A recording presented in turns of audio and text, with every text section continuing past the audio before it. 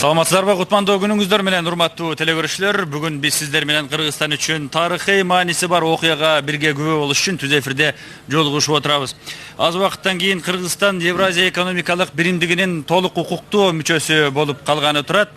Бүгүн 12 август күнү Кыргызстан менен Казакстандын чек ара аймактарында жайгашкан баардык бажы өткөрмө көзөмөл пункттары алынып салмакчы. Мына буга байланыштуу иш-чара азыр Казакстан тараптан Кордай, ал эми Кыргызстан тараптан Ак жол постунда салтанаттуу түрдө өтүп жатат. Жана ушундай эле иш-чаралар дагы бир жолу белгилеп кетейин. Казакстан менен Кыргызстандын чек ара аймагында жайгашкан баардык көзөмөл өткөрүү пункттарында болуп атат.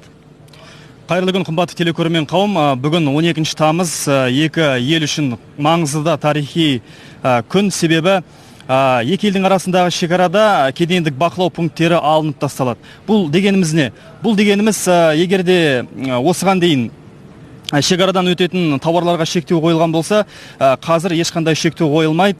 Эки жак тургундарынын жүк өткүзерде жаңага эч кандай кыйындыкка тап болмайт.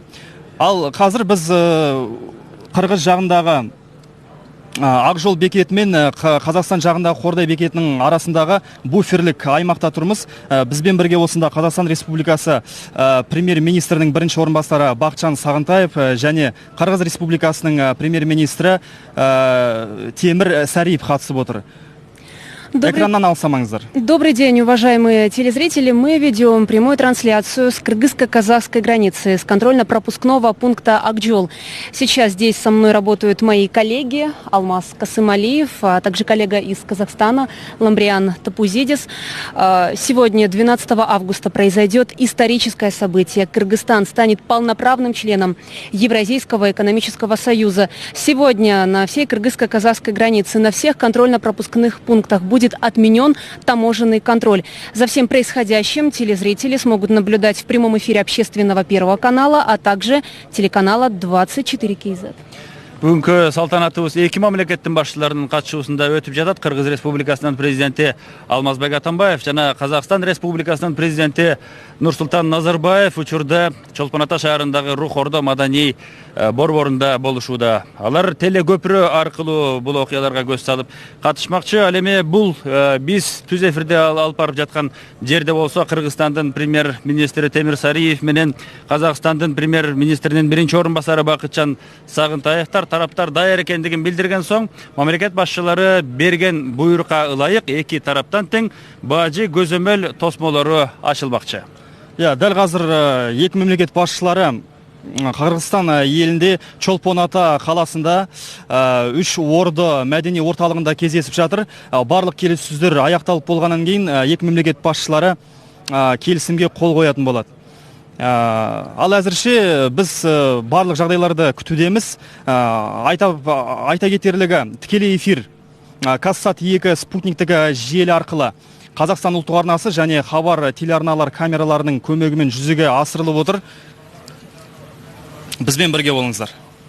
Ну и мы отметим, что сегодняшняя церемония пройдет с участием глав двух государств: Кыргызстана Алмазбека Атамбаева и Казахстана Нурсултана Назарбаева. И вот мы видим на экранах, что двусторонняя встреча президентов двух стран завершилась. Сейчас они идут к трибуне, после чего примут участие, а также присоединятся к церемонии отмены таможенного контроля на кыргызско-казахской границе. И надо добавить, что президент Казахстана Нурсултан Назарбаев прибыл в Кыргызскую республику накануне с рабочим визитом. Урматтуу телекөрүүчүлөр, мынакей экранда жалпыбыз байкап турабыз. Кыргыз Республикасынын президенти Алмазбек Атамбаев жана Казакстандын президенти Нурсултан Назарбаев эки тараптуу сүйлөшүүлөрүн жыйынтыктап азыр трибунаны көздөй бет алышты. Эсиңиздерге сала кетели, кечээ күнү 11 августта Нурсултан Назарбаев Кыргыз Республикасына жумушчу сапары менен келген. Аз убакыттан кийин мамлекет башчылары биздин салтанатка кошулат дагы. Сиздер биз менен бирге негизги окуяларга күбө боласыздар. Санаулы уақыттардан кейін біз де тарихи оқиғаға куә болатын боламыз. Міне, құрметті телекөрермендер, көріп отырсыздар, екі мемлекет басшылары сахнаға қарай бет алып жатыр. Санаулы минуттардан кейін екі мемлекет басшысы келісімге қол қоятын болады.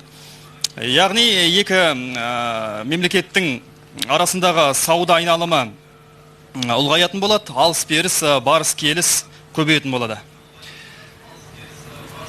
Мамлекет басшыларының бұл оқиғаға өзгөчө маани беріп жатқандығы түшүнүктүү, урматтуу телекөрүүчүлөр. Себеп дегенде Кыргыз Республикасынын бұл уюмга кошулушу балким Кыргыз Республикасы үчүн, биздин ишкерлер үчүн жаңы кеңири базардын ачылышы, ал эми бул Евразиялык экономикалык биримдиктин дагы кеңейиши, өзгөчө тарыхый окуя катары дагы бааланышы керек. Себеп дегенде дүйнө жүзү боюнча азыр мүмкүнчүлүгү кеңири болгон мамлекеттердин бардыгы бири-бирине жакындашып, интеграциялык процесс абдан активдүү жүрүп жаткандыгын билебиз. Андыктан бул бардык тараптар үчүн пайдалуу нерсе. Азыр болсо биз сөздү Рухордо борборуна бермекчибиз. Урматтуу Кыргыз Республикасынын президенти Алмазбек Шаршенович, урматтуу Казакстан Республикасынын президенти Нурсултан Абишевич. Азыр Кыргыз Республикасынын Чолпон Ата шаары менен Кыргыз-Казак Ак жол Кордай чегара бекетинин ортосунда телемост башталууда. Экрандын аркы тарабында Кыргыз Республикасынын премьер-министри Сариев Темир Аргенбаевич жана Казакстан Республикасынын премьер-министринин биринчи орун басары Сагинтаев Бакытжан Абдирович байланышка даяр турушат.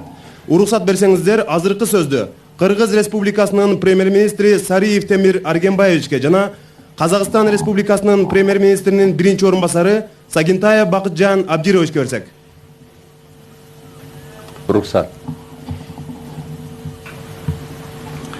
Урматтуу Алмазбек Шаршенович, урматтуу Нурсултан Абишевич, урматтуу Аземдин коноктору. Евразия экономикалык бирлиги жөнүндө келишимге Кыргыз Республикасынын кошулуусу тууралуу келишимдин күчүнө киргенине байланыштуу Кыргыз тарап мамлекеттик чегаранын Кыргыз-Казак аймагындагы баажы көзөмөлүн алып салуу аземине даяр.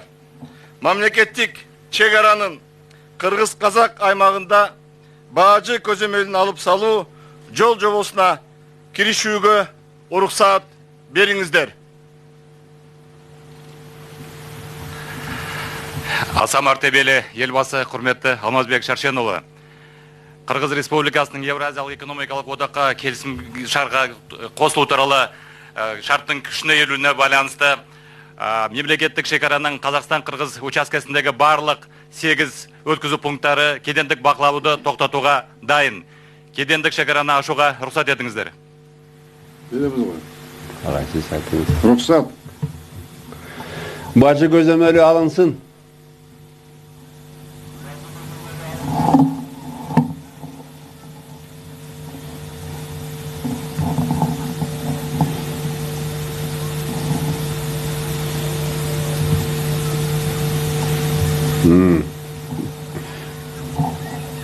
Вот.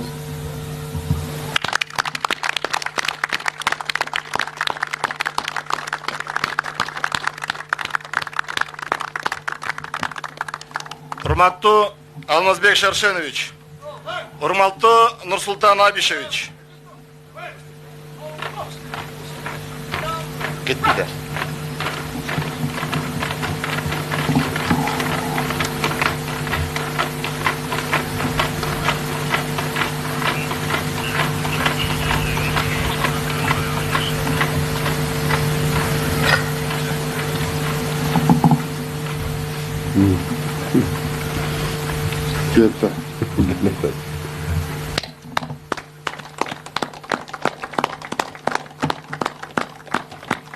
Урматтуу Алмазбек Шаршенович, урматтуу Нурсултан Абишевич.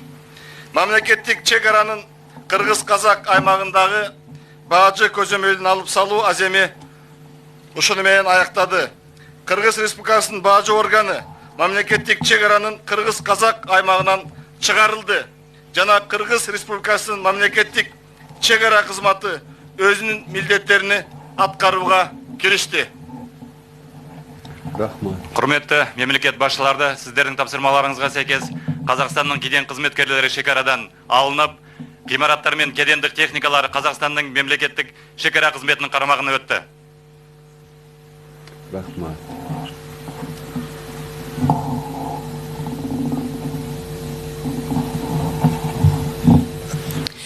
Итак, на этом торжественная церемония отмены таможенного контроля на всех контрольно-пропускных пунктах кыргызско-казахской границы завершена. И сейчас мы передаем слово в культурный центр Рухурдо в город Чолпон-Ата. Урматтуу Алмазбек Шаршенович, урматтуу Нурсултан Абишевич, азыр президенттердин массалык маалымат каражаттары үчүн билдирүүсүнө кезек беребиз. Анда рұқсат берсеңіз мен сөзді ағайымызға Нұрсултан Абишевичке берейін. Құрметті Қырғыз елінің президенті Алмазбек Шаршенович мырза, құрметті қырғыз бауырлар, бүгінгі церемонияға қатысушылар, баршаларыңызды бүгінгі өте жақсы жаңалық, мереке Қырғыз-Қазақ арасындағы шекаралық кеденнің барлығын алып тастауменен шын жүрегіммен құттықтаймын.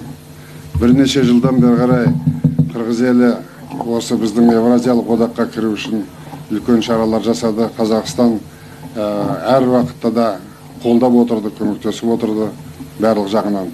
Мінекей осының арқасында бүгін бұл жұмыс шаруаның біткенін айтып отырмыз. Жалпы алатын болсақ, туысқан екі елдің арасында ешқандай шекаралық кеден, ешқандай төгіс болмау керек. Дегенменен мемлекеттер болғаннан кейін мемлекеттің шекарасы болады, оның қауіпсіздігі болады, келіссөздер болады. Менің сенімімше Қырғыз жағынан келісілген Евроодақтың комиссиясының барқында біздің екі жақты келіссөздердің қол жеткен барлық келіссөздер түгел орындалады деп сенемін. Екі елдің арасында қарым-қатынас, сауда-саттық бұдан да жоғары болу керек деп ойлаймын. Қазіргі жеткен жетістік жаман емес. Сондықтан мен шын жүрегімнен Қырғыз еліне жақсылық, береке және тыныштық тілеймін. Қазақстан, Қырғызстанның ішіндегі бірлік болса екен деп, экономикасы өркендеп, халқының жағдайы өсе берсе екен деп ойлаймыз. Мынау өте қасиетті Ыстықкөлдің жағасында тұрып айтқан сөзіміздің барлығы Алланың құлағына жетсін. Екі елдің ынтымағы менен бірлігі, ел ішіндегі тынышсыздығы, болашағы одан арды аса берсін. Урматтуу мекендештер, мен үчүн чоң сыймык жана чоң сүйүнүч ушу урматтуу Нурсултан Абишевич агайыбыздын жанында турам. Нурсултан Абишевич Назарбаев жалаң эле Орто Азия эмес, бүт дүйнөнүн лидерлеринин бири. Анан ушу албетте бул тарыхый нерсе, анткени Кыргыз, Казак бир тууган эл. Кыргыз, Казактын ортосунда бажы эмес, чегара деле Кудай буйрса келечекте болбош керек. Ушундай тарыхый күндө Нурсултан Абишевич Назарбаев өзү келип ушул чоң бир салтанатка катышканы, бажы шлагбаумдардын баарын алганы, бул албетте бул тарыхый нерсе. Мен бир эле тилегеним бар, Лайым Кудай келечекте эч качан ушу эки элдин ортосунда эч кандай шлагбаум, эч кандай бажы болбосун. Анткени биз бир элбиз. Кудай буйрса, мына биз албетте мына бизде Назарбаевдей президент болбой, биз ачык айтайын, бир топ артка калдык. Бул да ачык сөз. Мына ички дүн продукция боюнча Кыргызстан, Казакстандан ар бир адамга алганда бер жагы эле бир 15-20 есе артта алганда, мына бизде 1000ден ашык болсо, бир адамга келишкен ички дүн продукциясынын көлөмү Кыргызстанда 20 миңден ашат. Кудай буйрса, быйыл жылдын жыйынтыгы боюнча Казакстан шериктештер өлкөлөрү боюнча эң биринчи орунга чыккан турат. Ошондуктан ушундай бир тууганыбыздын жаныбызда болуп, Кудай буйрса, Кыргызстандын дагы иштери оңолуп, Кудай буйрса, башка бир жолго баратабыз, башка бир келечекке баратабыз. Ошондуктан бүгүнкү күн менен барыңыздарды куттуктайм. Кудай буйрса, келечекте эч качан Орто Азияда түрк элдеринин арасында эң жакын эки эли бар, бул кыргыз менен казак. Эч качан келечекте бажы деген болбосун. Эки элди бөлгөн бир кандайдыр бир бөгөттөр болбосун. Бүгүн атайын келип берип, ушундай ачылууга катышып берген үчүн биздин урматтуу агайыбызга, Нурсултан Назарбаевга дагы бир жолу рахмат айткым келет.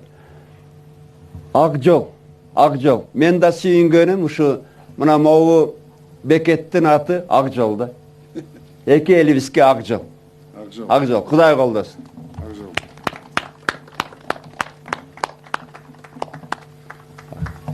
Бұл екі елдің арасындағы тек қана кеден мәселесін шешу ғана емес, екі елдің арасындағы сауда саттығын. Қазақстан мен Қырғызстан сауда саттық жөнінен де ең жоғары дәрежеде тұрған ел. Қазірдің өзінде Қазақстаннан келген инвестиция Қырғызстанға 1,5 миллиард долларға жетті. 50 біріккен мекеме жұмыс істейді. Ферросплавный үлкен зауыт салуға қазір әрекет жасап жатырмыз екі жақтан. Мынау Ыстықкөлге Қазақстаннан келетін туристерге барлық жағдай жасау үшін қысқа жолдың мәселесін қарайтын боламыз. Болашақта электроэнергия жүйесі бірге шешу үшін су мәселесін екі елдің арасында талассыз, таралсыз бірге шешу үшін бүгін біз келіссөздер жүргіздік екі елдің арасындағы. Бұл кездесуіміз Қазақстан мен Қырғызстанның арасындағы барлық мәселелерді қарауға мүмкіншілік берді. Және осы өңірдегі жағдай, ахуал, бүкіл дүниедегі экономикалық ахуал, Евразиялық одақтың ішіндегі мәселелерді біз талқыладық, қарадық. Бұл Қазақстан мен Қырғызстанның арасындағы болашаққа жұмыс істейтін тағы бір саты деп ойлаймын. Мы провели очень продуктивные, доверительные, как всегда, переговоры на берегу Иссык-Куля. И сегодня знаменательное событие. Открыли границы таможенные между нашими странами. Это поможет оживить бизнес с двух сторон, оживить торговлю между нашими странами, выполняя условия договоренности, которые мы достигли в рамках Евразийской экономической комиссии. Мы будем двигаться дальше и уверен, мы увидим результаты положительные этого всего дела. Сейчас идет кризис, не только у нас, но и внешний, который на нас влияет.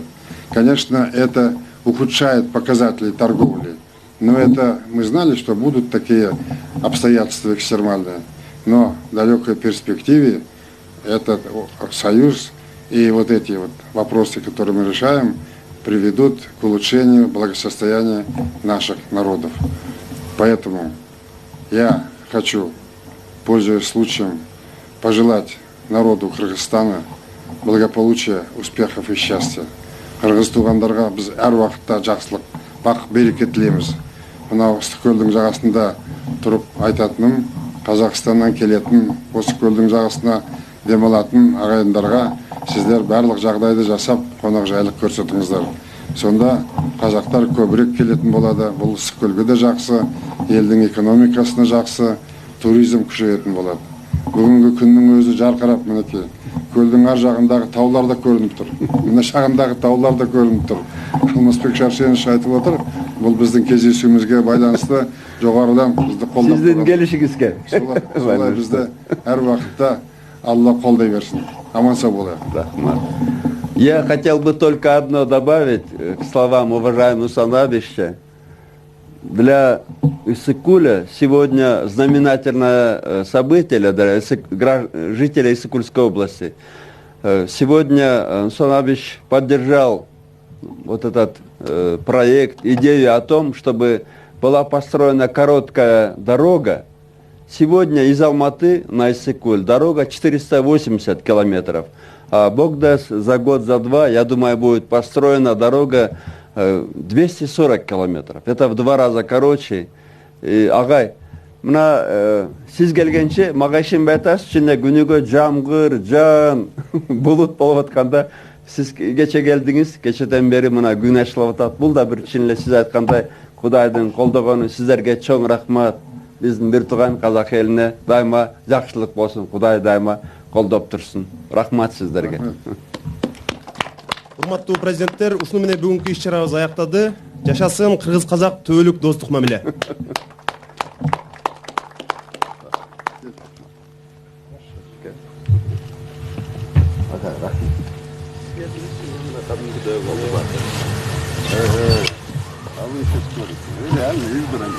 Құдай таңдаған адам.